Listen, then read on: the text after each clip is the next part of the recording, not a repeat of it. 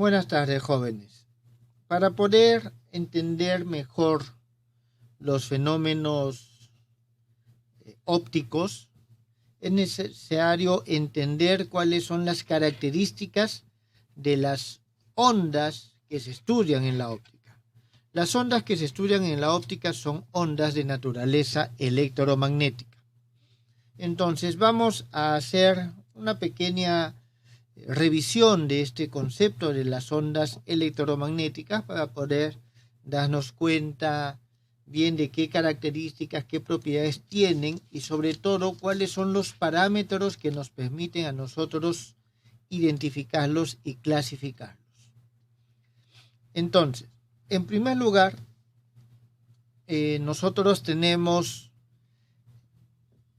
que, todo esto parte de las ecuaciones de Maxwell, ¿está claro? Pero al partir de las ecuaciones de Maxwell, en principio debemos de tener en cuenta, y eso es sumamente importante, de que el comportamiento de los campos electromagnéticos depende del medio en el cual se está propagando estas ondas electromagnéticas. Entonces, en primer lugar, vamos a hacer lo siguiente. Consideremos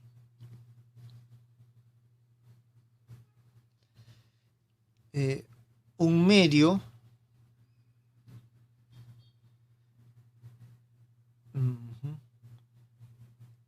no conductor neutral. Por neutral nos referimos a que no tiene una carga específica, o sea, la suma de cargas es cero, pero tiene cargas dentro, ¿está bien? Con coeficientes de permitividad epsilon y permeabilidad mu, correspondientemente eléctrico y magnético, donde, es decir, en este medio nosotros vamos a afirmar de que el campo magnético dentro del medio, ustedes saben que se caracteriza por la inducción magnética, va a ser igual a mu por mu sub 0 h. Y vamos a tener que el vector de desplazamiento que nos caracteriza el campo en el medio es igual a epsilon por epsilon sub 0 e. Jóvenes, en los cursos habituales de física 3, sobre todo, este es el que nosotros le llamamos K y este K sub M. Voy a utilizar esta notación de aquí en adelante para poder mantener la caracterización magnética y eléctrica que quede de forma clara. ¿Está bien? Entonces, dado que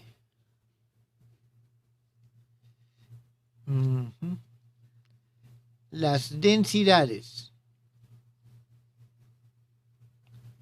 de carga y corriente son nulas, esto, jóvenes, sale de esta condición de que el medio es neutro, ¿está bien? Y eso, ¿qué significa? Que sean nulas, significa que ρ es igual a 0 y que J es igual a un vector nulo. Entonces, las ecuaciones de Maxwell toman la siguiente forma.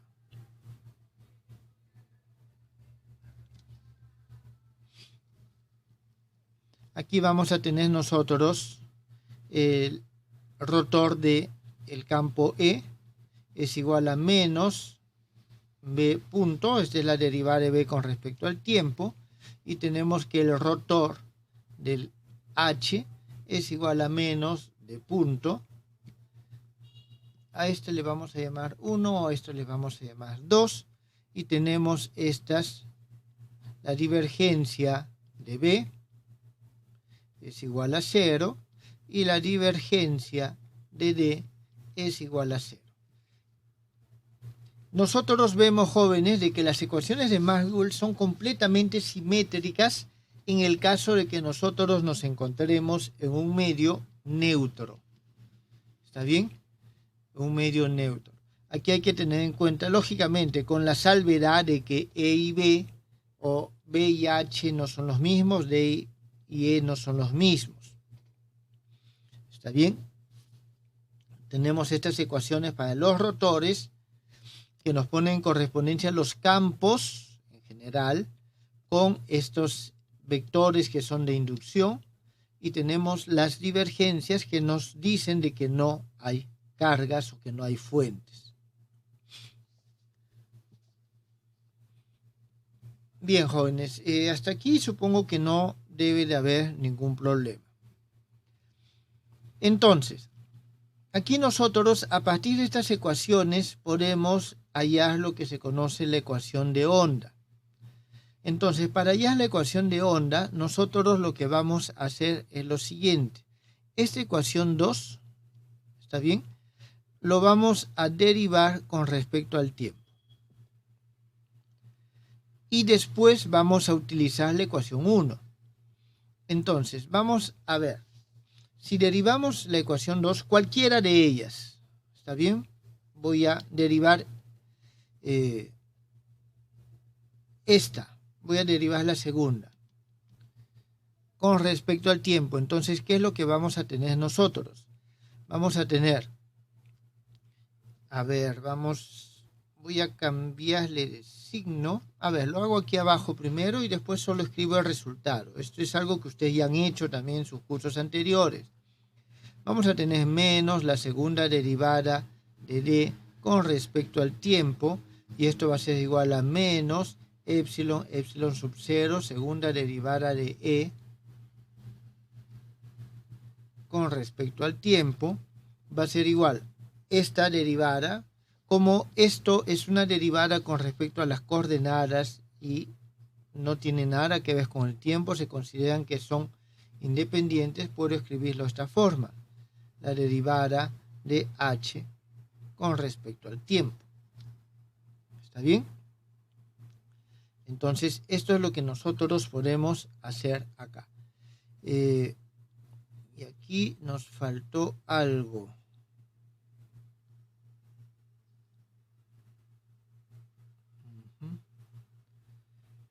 Bien. Entonces, teniendo en cuenta esto, voy a comenzar a escribirlo acá.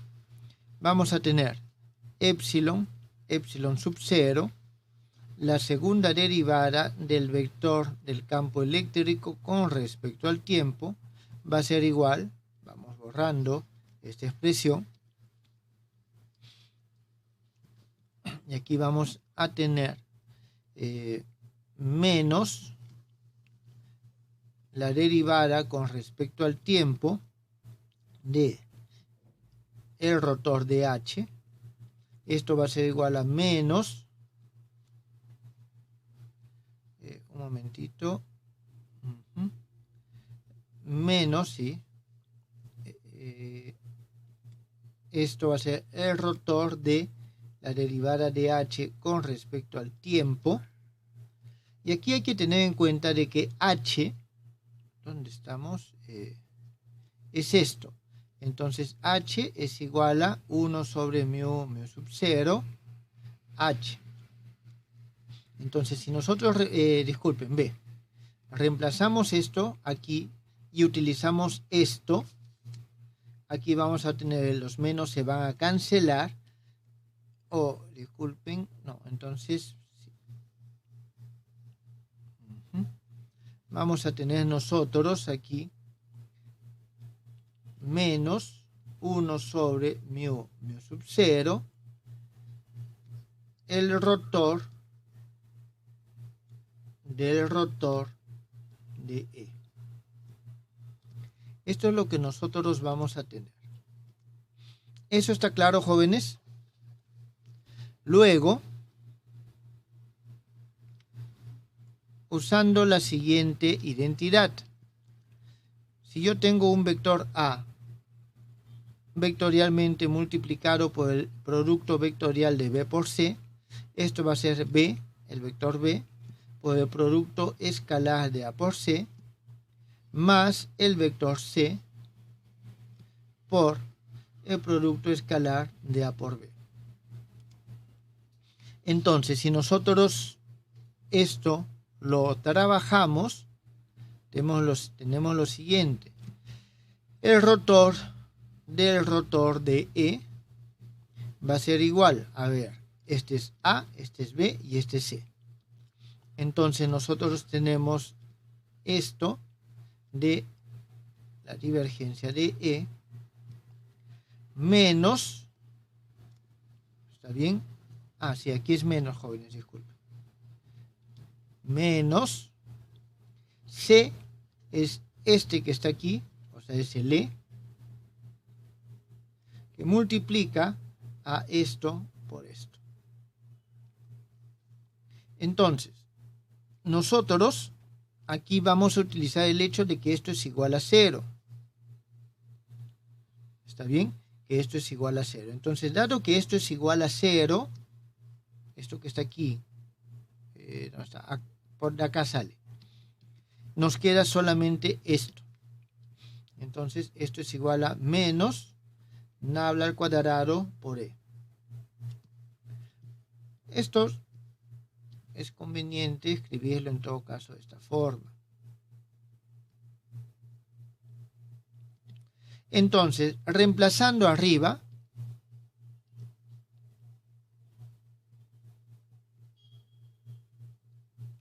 obtenemos la siguiente ecuación.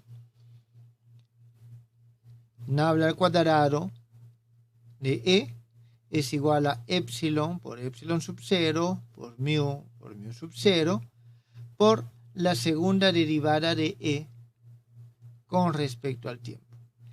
Y tenemos, si lo hacemos eso para la primera ecuación, vamos a encontrar exactamente la misma expresión, solo que en lugar del vector E, vamos a tener nosotros el vector H. Entonces, estas son las ecuaciones de onda. Aquí, algo que es importante tener en cuenta, algo que es importante tener en cuenta aquí es lo siguiente.